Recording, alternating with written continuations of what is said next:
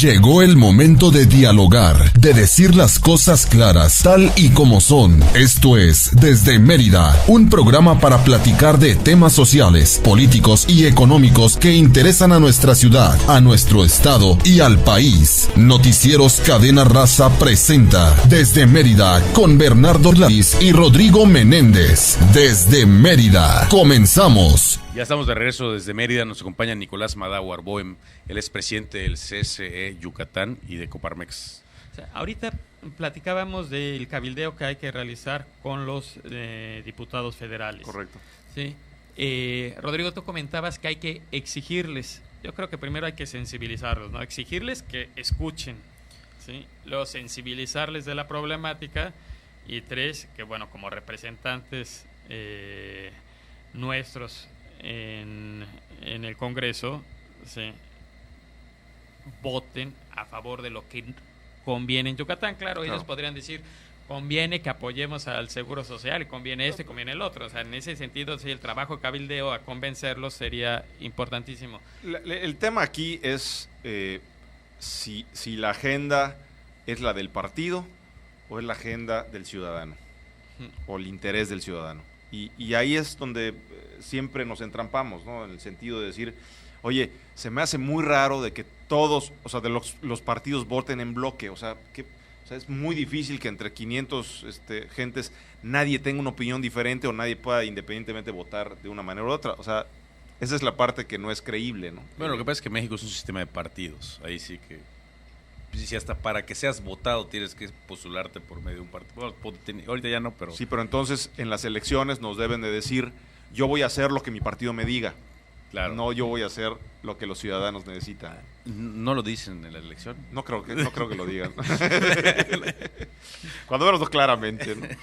Bueno, de alguna manera todos ellos pasaron por por la Coparmex, por el Consejo Coordinador. Se estuvieron organizando una serie de reuniones donde fueron y expusieron cuáles eran sus plataformas y sus proyectos cuando solicitaron el voto. Claro. Sí, y ahí sí es donde se les puede exigir. O sea, prometieron estar escuchando y analizando las cuestiones que afectaran a... Yo creo que todos los partidos, yo creo que hoy todos los partidos están en disposición de escuchar. Por supuesto. ¿No? Aquí lo que más hay que tomar en cuenta es cuál es el principal problema de la sociedad económicamente hablando. Es el empleo. O sea, no hay suficiente empleo y menos empleo de calidad. Y esta medida va exactamente en contra de eso.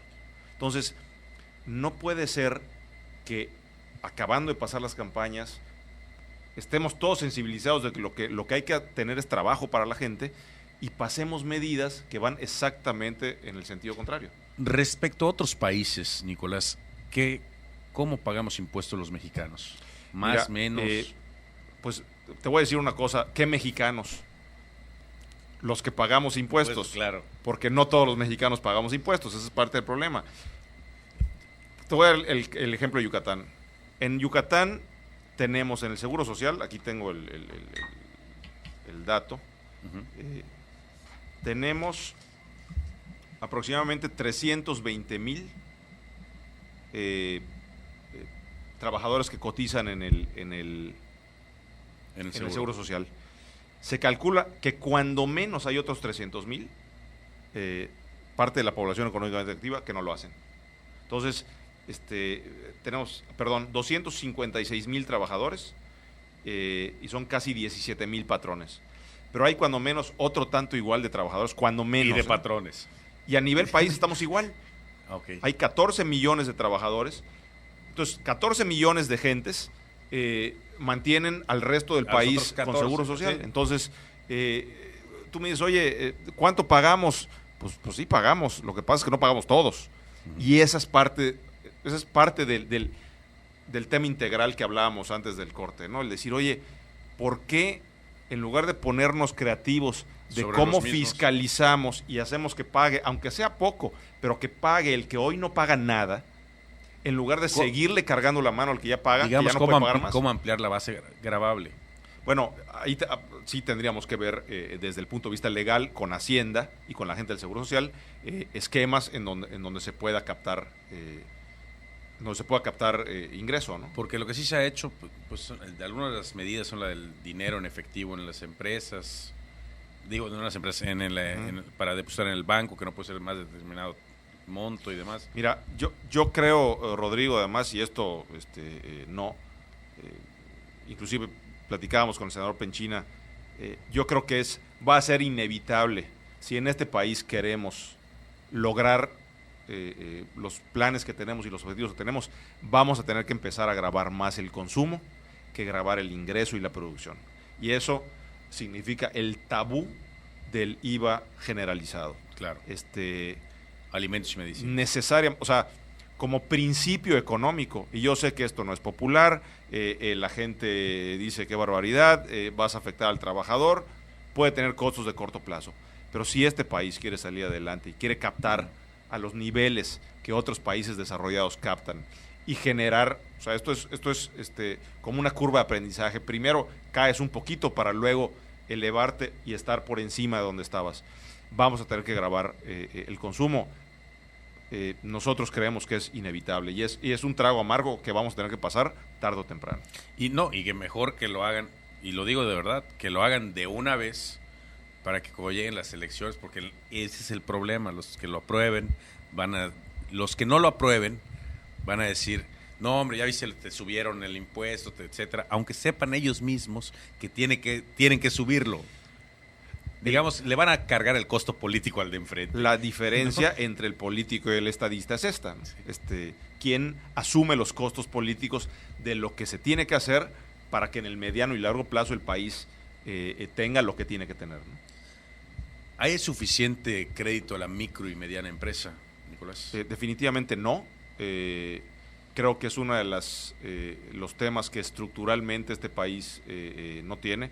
Pero volvemos a lo mismo, si tienes tanta economía informal, es difícil que el nivel de bancarización llegue a esa economía que no tiene pues, antecedentes.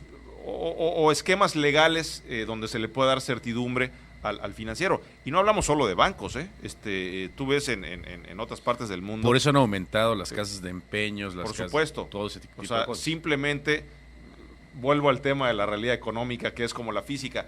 Los espacios vacíos se llenan. Y ahorita lo que tienes es un problema. El otro día me decían, no tengo elementos para corroborar el dato, pero alguien que medianamente sabe el tema me decía que solo en la ciudad de Mérida hay más de 450 casas de empeño. Muchas son sucursales, ¿no? Pero comunidades, entes económicos de empeño. Es un montón. Entonces, tienes todo un sistema financiero de porque préstamo. Los bancos no llegan allá. Tienes todo un sistema financiero de préstamo. A un costo, además. Que atiende ese mercado informal. Entonces, no tienen acceso al crédito, no tienen acceso al crédito, digamos, del sistema financiero tradicional como lo conoces, ¿no? Pero esto... El financiamiento, la necesidad se cubre de alguna manera, pero se cubre. Claro. Y además causa un gran daño, porque siendo los intereses tan altos, muchas veces terminan con los patrimonios de la familia. Pero por supuesto. Sí, y al romperse o perderse el patrimonio de estas familias, de manera más fácil se incorporan, no nada más al mercado. La delincuencia. Exactamente. Y es parte del círculo vicioso, porque si tú eres un empresario y te sobran 50 pesos... ¿En qué los inviertes? En un negocio en donde generes empleo y en donde tengas que caer el IMSS, y donde te va a caer el IMSS y vas a tener que pagar cada vez más, o pones una casa de empeño en donde la gente que no tiene acceso a otras fuentes de financiamiento te va a pagar muy por encima del... Pues, obviamente, como elemento, una vez más, como elemento de principio económico, pues tú tu dinero lo pones a trabajar en donde más te deje, ¿no? No estoy diciendo que todos los empresarios piensen de esa manera, pero definitivamente donde hay el incentivo económico para hacerlo, pues la puerta está abierta y se hace, ¿no? Entonces, son esas cositas que agregadas te van dando una problemática económica compleja y que si no las empiezas a atajar desde su raíz de manera integral, como la del Seguro Social, entonces te empiezan a brincar en distintos... Y tú crees que son el problema, pero no son el problema, son la consecuencia del problema. Nicolás, en general en México se tiene una mala imagen del empresario. Yo recuerdo a uno de mis hermanos comentaba, tú vas incluso en aquel entonces la Unión Soviética, decía, y allá cuidan a sus empresarios, porque un empresario es una persona que genera tiene la chispa, la capacidad. Esto es cultural, de generar Bernardo, riqueza. y recuerdo un amigo. Y en México decir que eres empresario es socialmente penado y mal visto. Cuasi delincuente. Sí, nos toleran, no nos quieren. Esa es la realidad. Y parto. Y poco. Y cuando no les queda otra, ¿no? Sí es cierto, en este país, como en otros países de Latinoamérica, porque no somos el único, si tú eres un empresario exitoso, o le robaste a alguien, o hiciste cochupo con alguna otra persona, o te lo regalaron, ¿no? Sí, no pudiste haber tenido éxito. Aquí la historia de éxito no vende libros como en cualquier otra economía razonablemente avanzada, ¿no?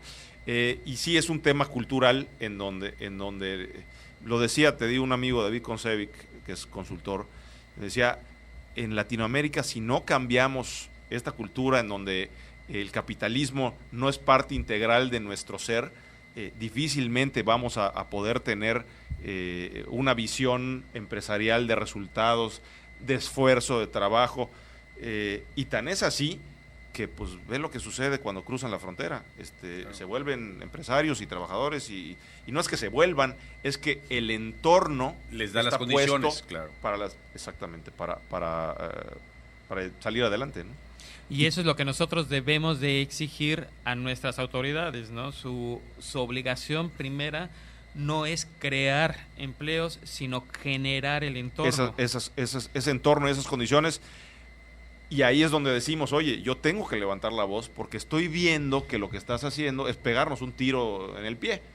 No puede ser que estés grabando precisamente la generación de empleo.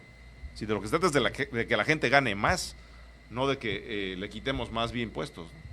Nos vamos a un corte comercial y cuando regresemos seguimos con Nicolás Madáhuar Bohem, él es presidente del CCE Yucatán. Volvemos desde Mérida.